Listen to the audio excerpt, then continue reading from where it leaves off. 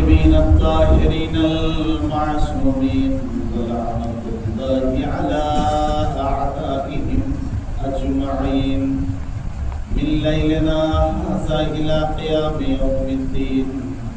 أما بعد فقد قال الله تعالى في كتابه الحكيم وقوله الحق. بسم الله الرحمن الرحيم. إن الدين عند الله الإسلام. صلى الله عليه وسلم.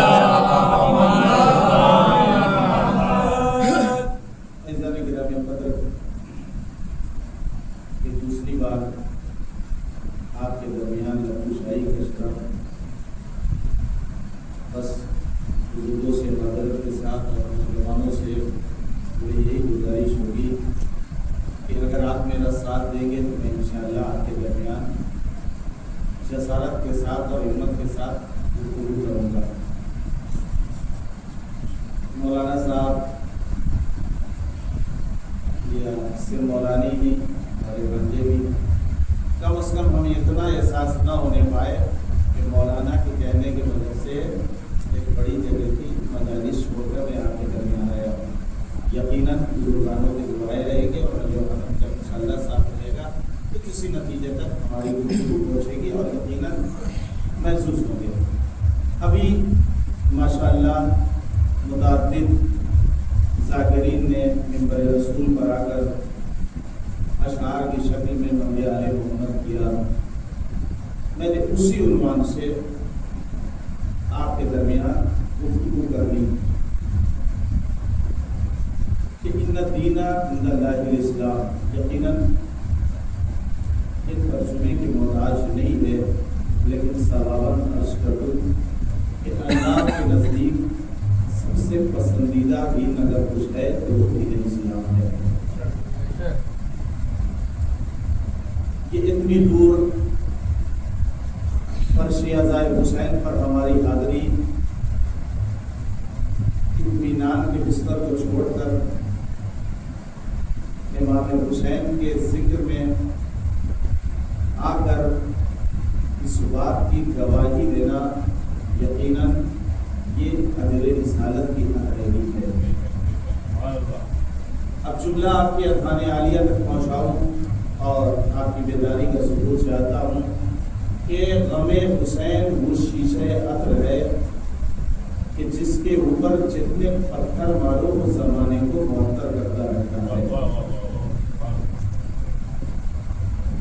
ابھی آپ نے یہ دیکھا ہوگا ماشاءاللہ مجالسی آپ سنا کرتے ہیں. بس چھوٹے بچوں کے لیے تمہیداً یہ بات بتا دوں کہ جب ذاکر منبر رسول پر آتا ہے تو آنے کے بعد سب سے پہلے کیا کہتا ہے؟ سب سے پہلے کون سا لفظ استعمال کرتا ہے؟ ایک لفظ استعمال کرتا ہے نا، فاتحہ. تو آخر یہ ذاکر کو آ کر فاتحہ کہنے کا مقصد کیا ہے؟ یہیں سے اپنی بات کا آغاز کرتا ہوں کہ منبر رسول پر ذاکر کو آنے کے بعد یہ جو فاتحہ کہتے ہیں، چاہے جیسا بھی ذاکر ہو، چاہے وہ اشعار سنا رہا ہو یا نثر سنا رہا، جس طریقے سے بھی مدح آل محمد کر رہا ہے، جب وہ منبر رسول پر آتا ہے تو وہ کہتا ہے کیا؟ فاتحہ. بیدار کہ وہ کہتا ہے فاتحہ. آخر یہ فاتحہ کیوں کہا جاتا ہے؟ یہی تو ہم زمانے کو بتاتے چلے آ رہے ہیں کہ فرش عزائے حسین سے صرف زندے فیضیاب نہیں ہوتے بلکہ مردوں کو بھی عطا کیا جاتا ہے. صرف زندوں کو عطا نہیں کیا جاتا ہے بلکہ جو مر جاتے ہیں انہیں بھی عطا کیا جاتا ہے. تو جب منبر رسول پر ذاکر آتا ہے تو بیٹھنے کے بعد سب سے پہلے فاتحہ کہتا ہے. کہ فاتحہ کہنا اس بات کا ثبوت ہے کہ یہاں سے بھی زندوں کو بھی ملتا ہے، مردوں کو بھی ملتا ہے. اب اگر انسان سوال کرے کہ مردوں کو کیسے ملتا ہے تو یاد کیجئے کہ جب منبر رسول پر ذاکر آ کر کے کہتا ہے فاتحہ تو جو مومنین کرام بیٹھے رہتے ہیں وہ صلوات کا ورد کرتے ہیں، سورہ حمد کی تلاوت کرتے ہیں، سورہ توحید کی تلاوت کرتے ہیں. تو آخر یہ کیا چیز ہے بھائی؟ یہ تبرک ہے. یہاں زندے بھی آیا کرتے ہیں، مردے بھی آیا کرتے ہیں. تو زندوں کو ظاہری تبرک دیا جاتا ہے، مردوں کو سوروں کا تبرک دیا جاتا ہے.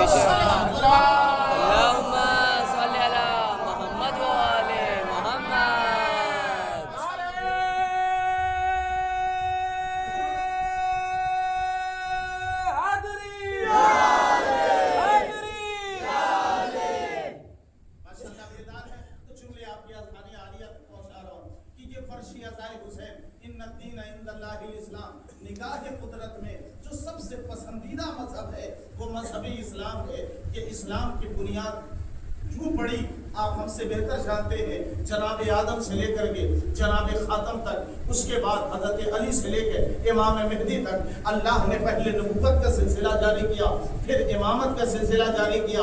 اب میں دست ادب چھوڑ کر کہتا ہوں یا خدا بندہ، اگر تجھے ہادی ہی بھیجنا تھا تو یا تو صرف سارے انبیاء کرام کو بھیجتا یا صرف اماموں کو بھیجتا. یہ 1,24,000 نبیوں کے بعد 12 اماموں کا سلسلہ تو نے کیوں کیا؟ تو لفظ یوں سمجھا جائے کہ نبی اور امام میں صرف مختصر سا فرق ہوتا ہے. جس کے اوپر کتاب کا نزول ہو اسے نبی کہا جاتا ہے، اور جو کتاب کی محافظت کرے اسے امام کہا جاتا ہے. بے شک. یا اور لفظ آسان کر دوں کہ جس کے قلب کے اوپر قرآن نازل ہو جائے اسے نبی کہا جاتا ہے، اور نوکے نیزہ پر جو قرآن کی تلاوت کر دے اسے امام کہا جاتا ہے. زندہ باد، زندہ باد، مردہ باد، مردہ باد.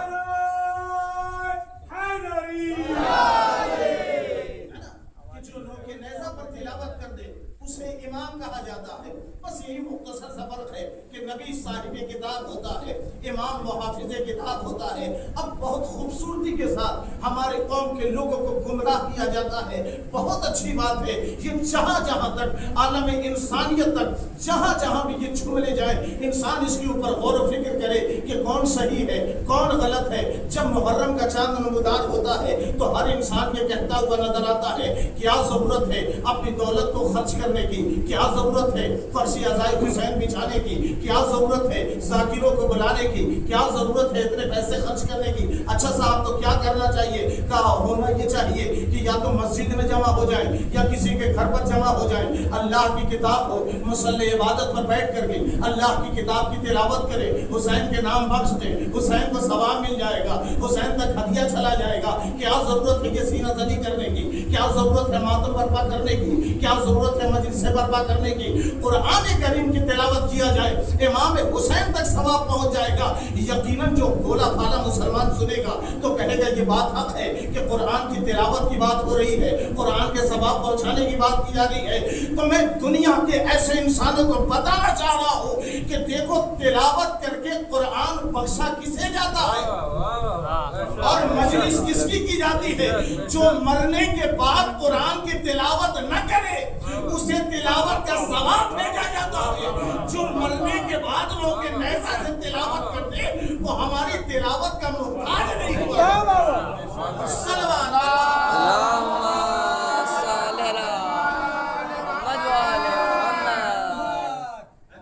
دیکھیے جیسے آپ سنیں گے آپ ویسے ہی میں سناؤں گا، ورنہ مولانا امان صاحب تو سنیں گے، انہوں نے ہمیں بلایا، آپ نہ سنیں تو کم از کم یہ تو ضرور سنیں.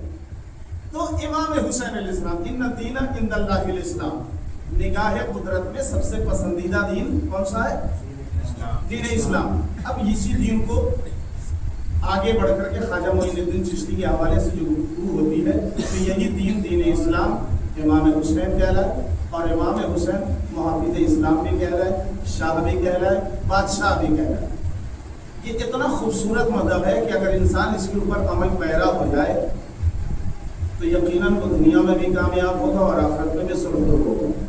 صرف فرش ادائے حسین پر آنے کے بعد جہاں سے واہ واہ کر لینا یہ مقصد امام حسین نہیں.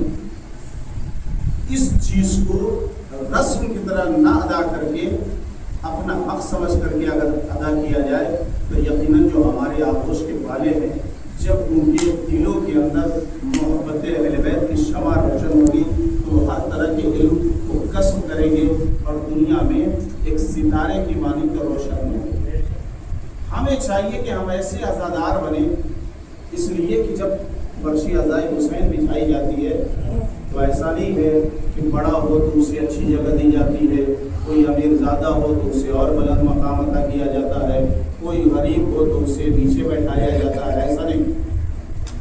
تو جب یہاں پر کسی طرح کا کوئی بھید بھاؤ نہیں ہے تو کم از کم ہمیں اپنے بچوں کو بھی اس طرح سے زیور علم سے آراستہ کرنا ہوگا کہ جب یہ باہر نکلیں تو کوئی بڑا ادھیکاری IAS IPS डॉक्टर इंजीनियर बन करके जब निकले और जब वो इलाज करे और फिर पूछे कि ये इतना नर्म मिजाजी इनके अंदर क्यों है, इतने बुलंद मकाम पर बैठ करके भी इनका मिजाज नर्म है, इतने अच्छे ओहदे पर फायज होकर के इनके अंदर इंकिसारी है, तो कहने वाला जवाब देने वाला जवाब दे कि चूंकि इब्तिदा ही से इनके अंदर ऐसा दर्स लिया गया है कि जहाँ पर भेदभाव नहीं है, ये हुसैन के मानने वाले है ना। तो अब आमादा है तो जुमला सुनिए कि ये फर्श अज़ाए हुसैन एक ऐसी दौलत है कि जहां पर बैठ करके इंसान हर तरह के दर्स लेता है, जहां पर छोटे और बड़ों के दरमियान कोई फर्क नहीं पाया जाता। बाप बेटे के पहलू में, बेटा बाप के पहलू में, चचा भतीजे के पहलू में, अमीर गरीब के पहलू में, गरीब अमीर के पहलू में, यानी कि यहाँ पर किसी किस्म के कोई भय भेदभाव नहीं होता है।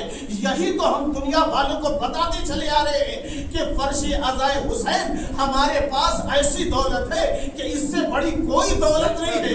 इस्लाम ने हमें ये दौलत दिया, दी पनाह ने हमें ये दौलत दी। तो आप देखें कि फर्श अज़ाए हुसैन न होता, अगर अज़ादारी न होती तो क्या होती? अगर अज़ादारी न होती तो बराबरी न होती। अगर अज़ादारी न होती बिरादरी तो होती मगर बराबरी नहीं होती। अज़ादारी ने हमें बिरादरी नहीं सिखाया बल्कि बराबरी सिखाया है। अज़ादारी और दुनियादारी में फर्क यह है कि दुनिया के लोग माल को बटोरना जानते हैं, अज़ादारी बांटना जानते हैं।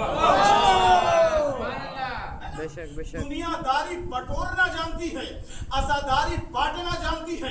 यही वजह है कि दुनिया के लोग हमारी दौलत से खौफज़दा नहीं है बल्कि हमारी अज़ादारी से खौफज़दा है।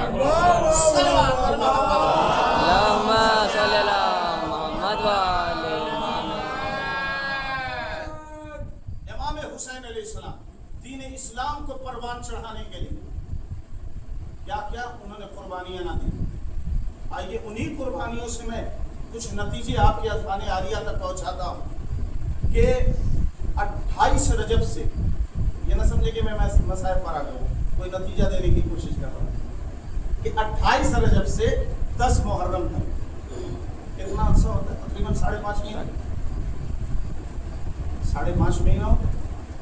तो ये बात हकीकत है, ये बात अपनी जगह पर मुसल्लम है कि इमाम हुसैन अलैहिस्सलाम दीन इस्लाम बचाने के लिए करबला के मैदान में, लेकिन सिर्फ इंसानों के ज़हनों को यहीं तक महदूद नहीं किया जाए कि सिर्फ और सिर्फ दीन इस्लाम बचाने के लिए आए, नहीं बल्कि आलम इंसानियत को बचाने के लिए आए।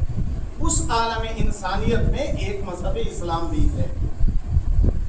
तो इमाम हुसैन अलैहिस्सलाम ने एक दिन की करबला है ना, कितने दिन की करबला? एक दिन की, बस 10 मुहर्रम की, क्या 7 मुहर्रम या पहली मुहर्रम, दूसरी मुहर्रम, तीसरी मुहर्रम, 9 मुहर्रम तक इमाम हुसैन अलैहिस्सलाम ने दुश्मनों से जंग की नहीं की। एक दिन जंग की, कौन सा दिन? 10 मुहर्रम की तारीख। उसके बाद इमाम हुसैन अलैहिस्सलाम शहादत के मर्तबे पर फायज हो गए। इसका मतलब ये है कि एक दिन की करबला के लिए इमाम हुसैन ने 5.5 महीने का सफर किया। मुतवज्जे रहेंगे, शायद किसी नतीजे तक पहुंचाओ कि एक दिन की करबला के लिए इमाम हुसैन अलैहिस्सलाम ने 5.5 महीने का सफर किया। 5.5 महीने का सफर यूं ही सफर नहीं हुआ है। इंशाअल्लाह आज कुछ बात बयान करूंगा और कल कुछ बयान करूंगा सफर के हवाले से कि एक दिन की करबला के लिए इमाम हुसैन ने 5.5 महीने का सफर किया।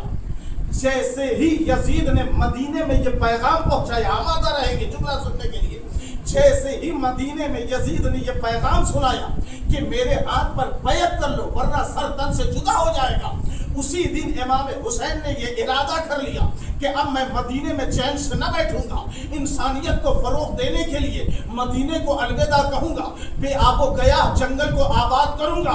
उसके बाद सीरिया में बैठे हुए यजीद से इमाम हुसैन ने मुखातब होकर के कहा, यजीद ये गुमान न करना कि मैं तेरे खौफ से मदीना छोड़ रहा हूँ, जब तेरा बाप मेरे भाई को 10 साल मदीने से न निकाल सका, बेशक बेशक, जब तेरा बाप मेरे भाई को 10 साल मदीने से न निकाल सका, तो तेरी क्या औकात है कि तू मुझे मदीने से निकाल लेगा।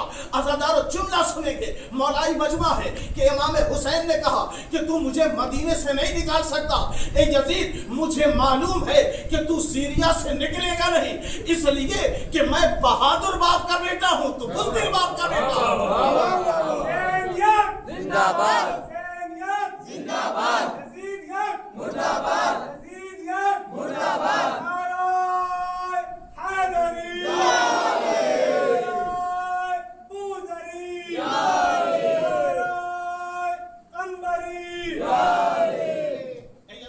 मुझे मालूम है कि तू सीरिया से बाहर ना निकलेगा। मैं 5.5 महीने, एक दिन की करबला के लिए 5.5 महीने घर से बाहर रहूंगा, 27 मंजिलों पर रुकूंगा, 27 मंजिलों पर खुतबा दूंगा, न जाने कई शाहराहों से गुजरूंगा, कितनी गलियों से गुजरूंगा। अगर तेरे अंदर औकात है, तुम्हारे अंदर जुर्रत है, तो आकर के हुसैन इब्ने अली का मुकाबला कर लेना। इमाम हुसैन ने कहा, मुझे मालूम है कि तू घर से बाहर निकलेगा नहीं, इसलिए कि तू फर्रार का बेटा है। बेशक बेशक माशाअल्लाह मोहम्मद वाले मोहम्मद गाले। मुझे मालूम है कि तू घर से बाहर न निकलेगा, इसलिए कि तू फर्रार का बेटा है, मैं कर्रार का बेटा हूँ। आमादा है तो जुमला सुने कि मैं कर्रार का बेटा हूँ, तू फर्रार का बेटा है। तेरा बाप किसी मैदान में आया नहीं, मेरा बाप किसी मैदान से बाहर आया नहीं। बेशक बेशक इमाम हुसैन ने एक दिन की करबला के लिए कितने दिन का सफर किया? थोड़ा बोले, कितने दिन का सफर किया? 5.5 महीने का सफर किया। कम ज्यादा हो सकता है, एक राउंड फिगर में बता रहा हूँ कि इमाम हुसैन ने 5.5 महीने का सफर किया। सीरिया में बैठे हुए यजीद से मुखातब होकर के कहा, मुझे मालूम है कि तू घर से ना निकलेगा। क्यों ना निकलेगा? तू बुज़दिल बाप का बेटा है, मैं बहादुर बाप का बेटा हूँ। तू फर्रार का बेटा है, मैं कर्रार का बेटा हूँ। तू डरा हुआ है, मैं डरा हुआ नहीं हूँ। यजीद सुन, आज फैसला कुन जंग होगी, इसलिए कि कयामत तक के लिए तू मुर्दाबाद रहेगा। कयामत तक के लिए तू मुर्दाबाद रहेगा, कयामत तक के लिए मैं जिंदाबाद रहूंगा। अगर तेरे अंदर जुर्रत है तो सीरिया से निकल करके किसी भी मुकाबले पर आकर के, मुकाम पर आकर के मुकाबला कर लेना, मगर मुझे मालूम है कि तू नहीं आएगा, इसलिए कि तू बुज़दिल बाप का बेटा है। तो यजीद सुन, आज ये तारीख फैसला लिखेगी कि जीता कौन, हारा कौन, कयामत तक जिंदाबाद कौन रहेगा, कयामत तक मुर्दाबाद कौन रहेगा। आमादा हो जुमला सुने, इमाम हुसैन ने वादिये मदीना से ये आवाज लगाई जब सफर पर आमादा थे कि यजीद सुन, आज ये तारीख लिखेगी कि तू हार गया, मैं जीत गया। यजीद, अगर आज के बाद कोई प्यासा रहा तो तू जीता, मेरे नाम की सबीलें लगी तो मैं जीता। बेशक बेशक बेशक माशाअल्लाह। अल्लाहुम्मा सल्ली अला मोहम्मद वाले मोहम्मद। यजीद सुन, तू हार गया, मैं जीत गया। अगर आज के बाद लोग प्यासे रहे तो तू जीता, अगर मेरे नाम की सबीलें लगी तो मैं जीता। ए यजीद सुन, तू हार गया, अगर आज के बाद तेरा महल तामीर हुआ तो तू जीता, अगर मेरे आज़ा खाने बने तो मैं जीता। बेशक अगर बेशक आज के बाद अगर तेरा महल तामीर हुआ तो तू जीता, मेरे नाम के आज़ा खाने बने तो मैं जीता। जुमला सुने, अगर आज के बाद तेरा लश्कर बढ़ा तो तू जीता, मेरे अज़ादार बढ़े तो मैं जीता। बेशक बेशक बेशक। अल्लाहुम्मा सल्ली अला मोहम्मद वाले मोहम्मद। ये फैसला कर दिया इमाम हुसैन ने। अब इंसानियत के पास ले जाया जाए, जिनके इंसानों के सीनों में दिल धड़क रहा, उनके सामने ये फैसला रख किया जाए कि आप बताओ कि कौन जीता। तो चाहे जिस मजहब से ताल्लुक रख रहा हो, अगर उससे ये बताया जाए कि कोई भी प्यासा नहीं है, कोई भी यजीद का महल नहीं है, कोई भी यजीद का लश्कर नहीं है, तो हर इंसान कहता हुआ नजर आएगा, सबीले हुसैन के नाम, अज़ादार हुसैन के नाम, अज़ाखाने हुसैन के नाम। इसका मतलब ये है कि हुसैन जीत गए, यजीद हार गया। तारीख का निचोड़ पेश करते हैं कि इमाम हुसैन ने यजीद से मुखातब होकर के कहा, यजीद सुन, अगर आज के बाद बहुत आहिस्ता से पूरी तारीख अपने कलेजे से पेश कर रहा हूँ, देखते हैं आहिस्ता आप कैसे सुनते हैं। کہ امام حسین علیہ السلام نے کہا یزید سن، اگر میرے بعد 10 محرم کے بعد تیرا بیٹا خلیفہ بنا تو تو جیتا، اگر میرا بیٹا امام بنا تو میں انشاءاللہ۔ صلوات بر محمد اللہم صلی علی محمد و آل محمد۔ دین اسلام کیسا دین؟ اللہ کا پسندیدہ دین۔ شاہ است حسین بادشاہ است حسین، بری روائی پیش نہیں کرنی۔ آپ نے دیکھا حسین شاہ بھی ہے، حسین بادشاہ بھی، حسین شاہ بھی ہیں، حسین بادشاہ بھی ہیں۔ کیسے شاہ اور کیسے بادشاہ، کیسا دین اور کیسا مطلب؟ بھائی بادشاہ کسے کہتے ہیں؟ کہ جس کے پاس بہت لاؤ لشکر ہو، جس کے پاس دولت۔ تو ہم نے تو یہی دیکھا کہ دنیا کے انسان یزید کے مرنے پر اتنا، یزید کے نام پر جینے کے لیے اتنا آمادہ نہیں ہے جتنا حسین کے نام پر مرنے کے لیے آمادہ ہے۔ جملہ آپ کے اذہانی عالیہ تک پہنچا رہا ہوں کہ امام حسین علیہ السلام کے نام پر لوگ مرنے کے لیے آمادہ ہیں۔ ابھی 40 نزدیک ہے، لوگ اپنے گھروں سے اپنی دولتوں کو اکٹھا کر کے، نہ جانے ان کے پاس کہاں سے دولت آ جاتی ہے کہ وہ اتنے پرآشوم ماحول میں بھی اپنے آپ کو وادی کربلا تک پہنچاتے ہیں۔ ہم نے یہ دیکھا ہے کہ دنیا کے اصول یہ دیکھے ہیں کہ 2 طرح کے مجمع ہوئے ہیں، ایک محبت کے نام پر مجمع ہوا ہے، ایک سیاست کے نام پر مجمع دیکھا گیا ہے۔ ماں سوا حسین ابن علی کے کبھی ہم نے نہیں دیکھا کہ اتنا بڑا مجمع اکٹھا ہوا ہے۔ 1 کروڑ نہیں، 2 کروڑ نہیں، 3 کروڑ نہیں، 4 کروڑ نہیں، 5 کروڑ نہیں، 6 کروڑ نہیں، 7 کروڑ کا مجمع اکٹھا ہو گیا۔ ماں سوا حسین ابن علی کے اتنا بڑا مجمع کہیں پر نہیں دیکھا گیا۔ دنیا کے انسانوں سے پوچھا گیا کہ یہ مجمع کیوں اکٹھا ہوا ہے، کہاں معلوم نہیں ہے، یہ سیاسی مجمع ہے۔ جو سیاسی مجمع ہوتا ہے نہ ان کا ایمان ایک ہوتا ہے، نہ ان کا اخلاق ایک ہوتا ہے۔ جو سیاسی مجمع ہوتا ہے نہ ان کا ایمان ایک ہوتا ہے، نہ ان کا اخلاق ایک ہوتا ہے۔ انہیں پیسے کے زور پر بلایا جاتا ہے، ایمان بھی جدا جدا ہوتا ہے، اخلاق بھی جدا جدا ہوتا ہے۔ لیکن سلام ہو حسین ابن علی آپ کے اوپر کہ آپ کے روزے پر جب لوگوں کا ہجوم نظر آیا تو یہاں ایمان بھی ایک ہے، اخلاق بھی ایک ہے، نہ دولت کی لالچ ہے، نہ شہرت کی لالچ ہے۔ اب دنیا کے بادشاہوں نے اپنے وزیروں کو دربار میں بلایا، جملہ سنیں کہ وزیروں کو دربار میں بلایا۔ دربار میں بلانے کے بعد وزیر سے بادشاہ مخاطب ہو کر کے کہتا ہے کیا وجہ ہے کہ میرے محلوں میں اتنی رونق نہیں ہے جتنی ان کے خوابگاہوں میں رونق ہے؟ جو پہنچ گئے انہیں سلام ہے کہ کیا وجہ ہے کہ جتنی رونق میرے محلوں میں نہیں ہے اس سے زیادہ ان کے خوابگاہوں میں ہے۔ کہا تخت ہمارے پاس ہے، دولت ہمارے پاس ہے، شہرت ہمارے پاس ہے، اکنومی ہمارے پاس ہے، لاہو لشکر ہمارے پاس ہے، ساری دولت ہمارے پاس ہے، پھر بھی ہمارے محلوں کی زیارت کے لیے کوئی نہیں آتا۔ پھر بھی ہمارے محلوں کی زیارت کے لیے کوئی نہیں آتا جتنی ان کے خوابگاہ کی زیارت کے لیے آتا ہے۔ سب سے سوال پوچھا گیا کہ کوئی تو بتا دے کہ وجہ کیا ہے کہ ہمارے محل اتنے روشن ہیں، اتنے خوبصورت ہیں، مگر خوبصورتی کی زیارت کے لیے کوئی نہیں آتا، قبروں کی زیارت کے لیے لوگ دنیا سے اکٹھا ہو جاتے ہیں۔ وزیر آگے بڑھا، ہاتھوں کو چھوڑ کر کے کہتا ہے بادشاہ سلامت، اگر جان کی امان پاؤں تو میں جملہ کہوں۔ بادشاہ نے کہا ہاں میں نے تجھے جان کی امان دی۔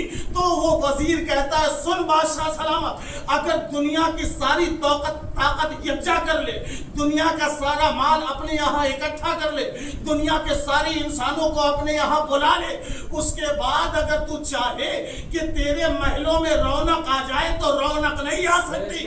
بادشاہ نے کہا کیوں نہیں آ سکتی؟ کہا اس لیے نہیں آ سکتی کہ خدا نے تجھے پیدا کیا ہے لعنت کے لیے، انہیں پیدا کیا ہے درود و سلام کے لیے۔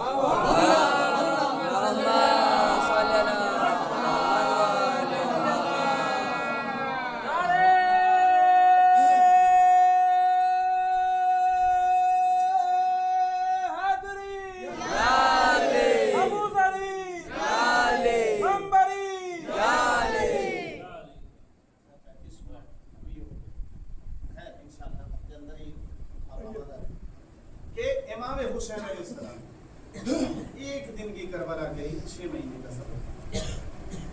آج अलैहिस्सलाम की खाबगाहों के ऊपर कितना मजमा इकट्ठा है? करोड़ों।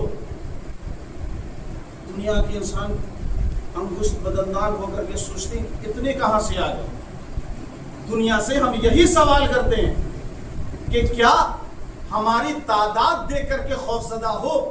अभी मैंने पहले अर्ज किया था कि दुनिया ना हमारी तादाद से खौफजदा है, ना हमारी दौलत से खौफजदा है, बल्कि हमारी आज़ादारी से खौफजदा है। इसलिए कि दुनियादारी बटोरना जानती है, आज़ादारी बांटना जानती है। इमाम हुसैन अलैहिस्सलाम के ख्वाबगाह पर 1470 पिलर्स के दरमियान इंसानों की रेंगती हुई फौजें, जब ये दुनिया के लोगों ने सोशल मीडिया के हवाले से ये देखा तो दुनिया के मौरिख ये कहने पर मजबूर हो गए कि दुनिया का सबसे बड़ा बादशाह हुसैन इब्न अली है। इसलिए कि जो जितना बड़ा होता है उतना बड़ा बुलावा होता है, जितना बड़ा स्टेज पर चेहरा होता है उतने ही ज्यादा लोग इकट्ठा होते हैं। अभी मैं आया, मुख्तसर से आदमी है, अगर कोई आयतुल्लाह आ जाए पूरे इलाके के लोग इकट्ठा हो जाएंगे। मालूम ये हुआ जितना बड़ा चेहरा होता है उतना बड़ा मजमा होता है। तो उसने ये देखा कि हुसैन ख्वाबगाह में है। जब ये सो कर इतने बड़े बादशाह है, जिंदगी में कितने बड़े बादशाह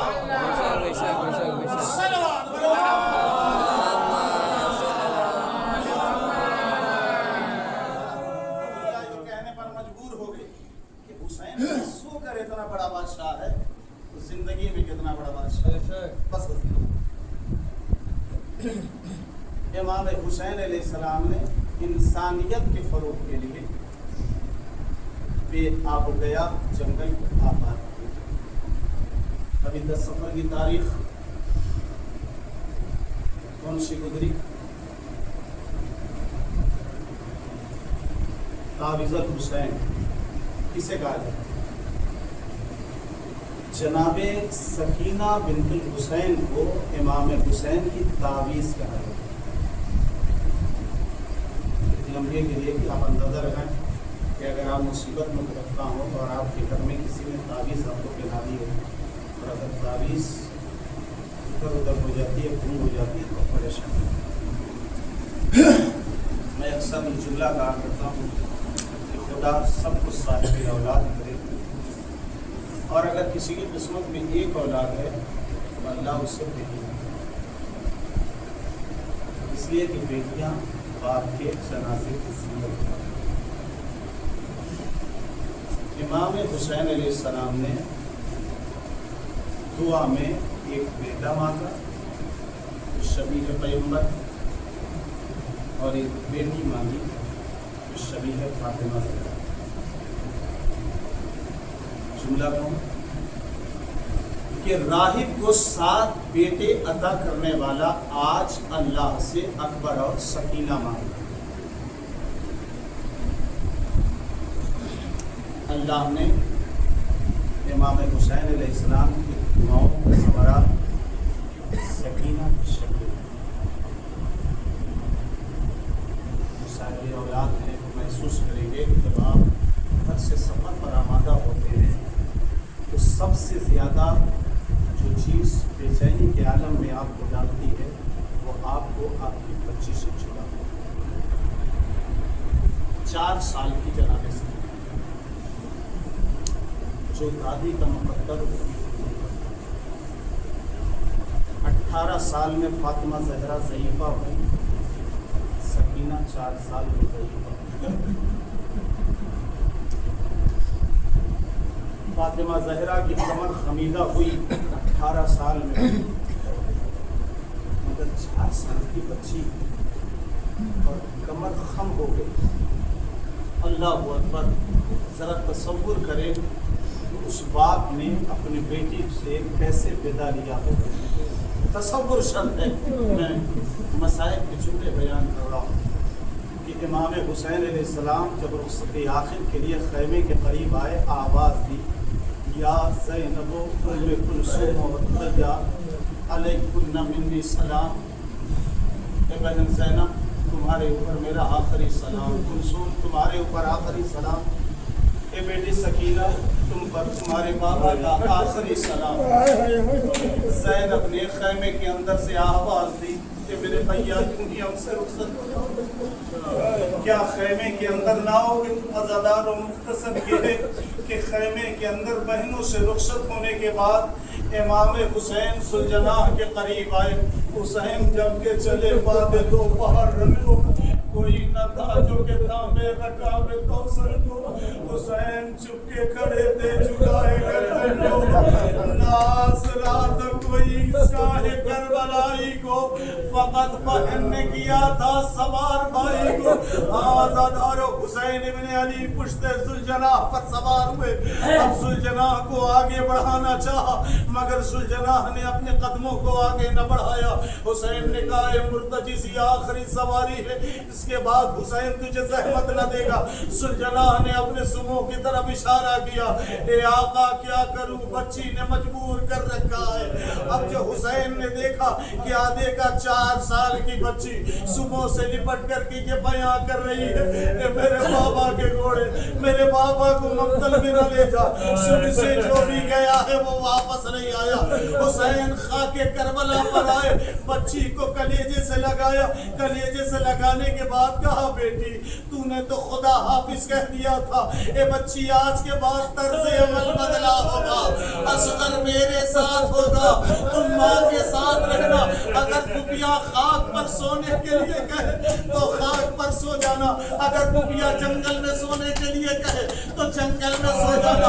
اللہ اکبر۔ سکینہ نے ہاتھوں کو جوڑ کر کے کہا بابا آخری بار کلیجے سے لگا لو، بابا آپ کے بعد مجھے سینہ نصیب نہ ہوگا، بابا آپ کے سینے کے بغیر مجھے نیند نہیں آتی، اے بابا آخری بار کلیجے سے لگا لو۔ حسین خیمے کے اندر آئے، خاک خیمہ پر لیٹ گئے، تعویذ حسین یعنی سکینہ کو اپنے سینے سے لگایا، تسلی دینا شروع کیا، تشفی دینا شروع کیا۔ اب نہ حسین سکینہ سے جدا ہو سکتے ہیں، نہ سکینہ اپنے باپ سے جدا ہو سکتی ہے۔ جن ہاتھوں کو حسین نے بلند کیا تھا کہ پروردگار مجھے ایسی بیٹی دے جو قیامت تک کے لیے میرے سینے سے جدا نہ ہو، آج عالم غربت میں حسین نے انہی ہاتھوں کو بلند کیا، اے پروردگار سکینہ کے اوپر نیند طاری کر دے، اس لیے کہ سکینہ بیدار رہی تو میں سکینہ سے جدا نہیں ہو سکتا۔ اللہ اکبر۔ ذرا تصور کرے، ادھر امام حسین نے دعا کی، سکینہ کے اوپر نیند طاری ہوئی، ادھر سر ڈھلکا، آواز دی زینب میری امانت کو اپنے حوالے لے لو، میری امانت سے خبردار رہنا۔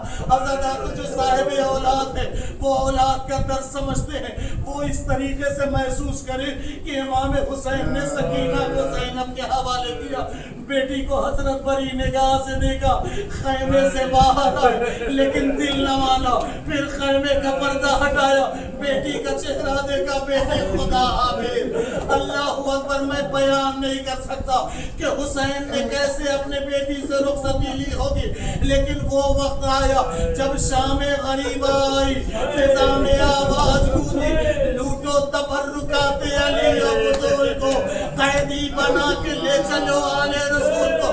شمر کہتا ہے مجھے معلوم ہوا کہ حسین کی ایک بیٹی ہے جس کا نام سکینہ ہے، جس کی عمر 4 سال کی ہے، جو حسین کے بنا اسے چین نہیں آتا ہے، جو حسین کے سینے پر سوتی ہے۔ شمر کہتا ہے جب خیام حسینی میں آگ لگے میں ہر جانب یہ سوچتا رہا کہ وہ بچی کہاں ہے، میں اس بچی کو تلاش کرتے کرتے ایک جلے ہوئے خیمے کے قریب آیا، میں نے دیکھا کہ ایک ننھی سی بچی ہے جس کے دامن میں آگ لگی ہوئی ہے، جو خیمے میں بیٹھی ہے۔ میں نے کہا اے بچی تو خیمے سے باہر کیوں نہیں نکل جاتی؟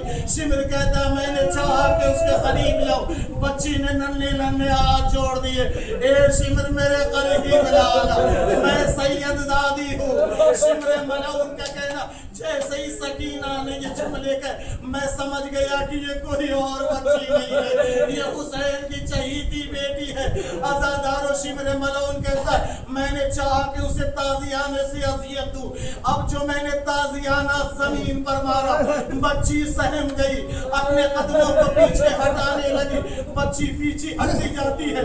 शिमर मलऊन बच्ची के करीब जाता रहता, यकायक बच्ची खैमे के तनाबों से टकराई, अब खैमे से पीछे नहीं जा सकती। शिमर मलऊन कहता है कि यकायक बच्ची के कान में चमकते हुए गोशवारे नजर आए।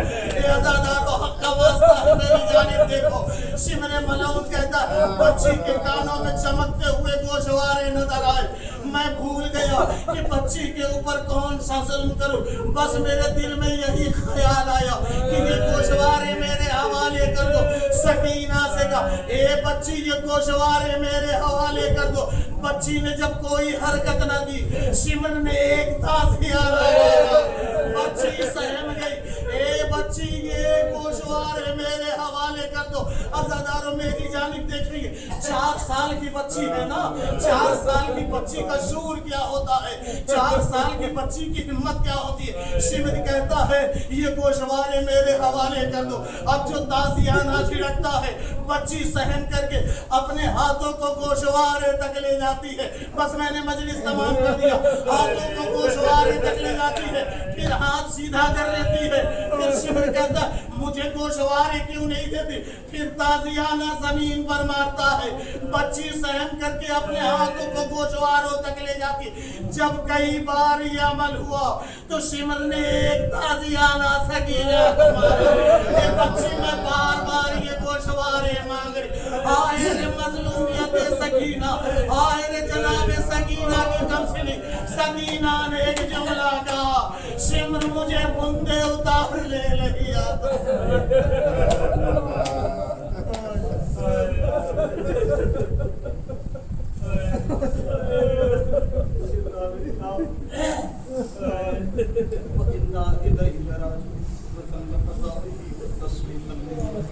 इलाही बिहक़ ज़हरा व अबीहा व बारिहा क़बली बारना तुझे मोहम्मद वाले मोहम्मद का वास्ता कि जितने भी मोमिन हाजिर हैं उनके लिए ख्वाहिशात, जो बच्चे हाजिर हैं उनको इल्म दौलत से मालामाल कर।